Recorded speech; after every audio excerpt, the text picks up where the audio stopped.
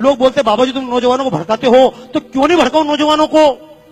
एक बार बताओ, पूरे देश के इतिहास में आज तक एक भी 50 साल के बुजुर्ग का नाम बताओ जिसको फांसी हुई हो? हुई क्या?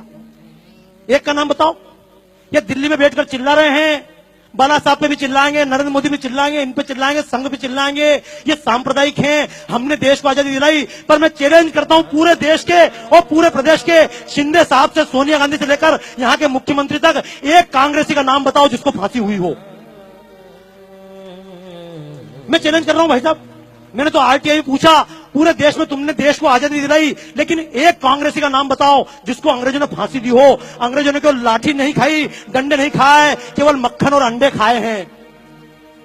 लेकिन समस्या है, इस देश का नौजवान भगत सिंह क्यों नहीं बनना चाहता? इस देश का नौजवान शिवाजी क्यों नहीं बनना चाहता? इस देश का नौजवान फांसी क्यों नहीं खाना चाहता? नौजवान को गाली देना आसान है, लेकिन कहूंगा दोस्तों, पूरे जीवन में महात्मा गांधी ने कभी एक डंडा खाया? बोलो हाँ या ना? नहीं खाया। जिन्होंने पूरे जीवन में डंडा नहीं खाया, उनके नाम से हमने 1 से लेकर 1000 तक के नोट चलाए, लेकिन जिस भगत सिंह ने फांसी खाई उसके नाम से हमने 100 का नोट का चित्र नहीं छापा। हमने शिवाजी के नाम से 50 का चित्र नहीं छापा। और सांप्रदायिकता की बात नहीं है, ये शिवसेना के मंच से खड़े होकर कहना चाहता हूं इस बात को, अशफाक उल्लाह की कुर्बानी भूल ना हम पाएंगे। क्योंकि लोग सीधा आरोप लगाते हैं तुम तो मुसलमान के खिलाफ हो, तुम सांप्रदायिक हो। तो एक बात कहना चाहता हूं आज इस पुण्य तिथि के अवसर पर कि अशफाक उल्लाह की कुर्बानी भूल ना हम पाएंगे।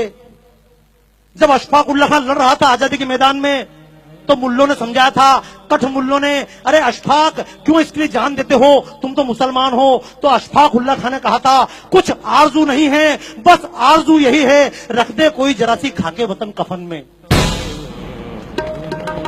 मर गया अशफाक उल्लाह खां। लेकिन ये मुसलमान के नाम से वोट लेने वालों ने आज तक अशफाक उल्लाह खां के नाम से 10 रुपए का नोट नहीं चलाया। इस देश की लड़कियां, झूठ मत बोलना, पूछना अपनी बच्चियों से, क्यों लव जिहाद के चक्कर में फंस जाती हैं? लक्ष्मीबाई नहीं बनना चाहती, जीजाबाई नहीं बनना चाहती, कैटरीना कैफ बनना चाहती, दीपिका पादुकोण बनना चाहती, क्यों? क्योंकि जिसने देश के लिए ये प्राण दिए, जो मैदान में लड़ते लड़ते मरी, उस लक्ष्मीबाई के नाम से हमने 1 रुपए का नोट नहीं चलाया। तो दोस्तों, मैं तो एक बात कहता हूं, सरकार नोट भगत सिंह के नाम से चलाए या ना चलाए, हमारे दिलों में छपना चाहिए या नहीं? कितने लोग तैयार हैं? तैयार हो? एक बात, क्यों आप लोग जान ही रहे हो वापस यार? मैं चक्कर में 25% निकल जाऊं, निकलोगे क्या? अच्छा सुनो, देखो एक बात बताऊं, जब भगत सिंह को फांसी दी जा रही थी, मैं शब्द बोल रहा हूं, मैं जब बोलता हूं मंच से, कारण समझ लेना, मेरी जितनी प्रदर्शनियां सब विदेशों में लगती है।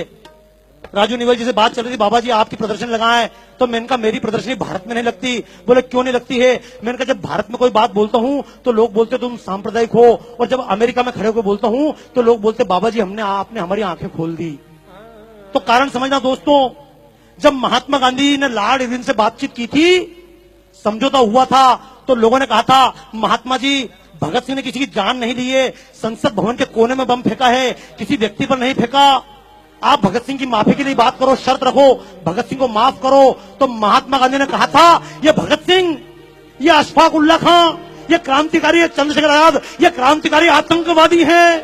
तो मैं भी एक बात कहना चाहता हूं, अगर भगत सिंह आतंकवादी थे तो मैं भी आतंकवादी हूं।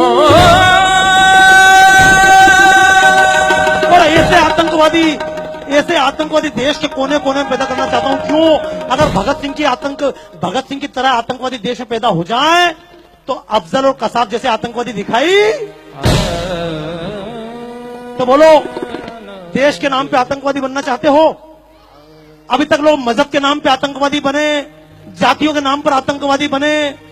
हालांकि आतंक का मतलब यह नहीं कि बम लेकर निकल जाना, मारोगे किसको मारोगे? देशवासी को मारोगे क्या? लेकिन कम से कम और किसी को मारो मत मारो, अपने स्वार्थ को मार लेना। जब कभी वोट देने जाओ तो जाति देखकर वोट मत देना।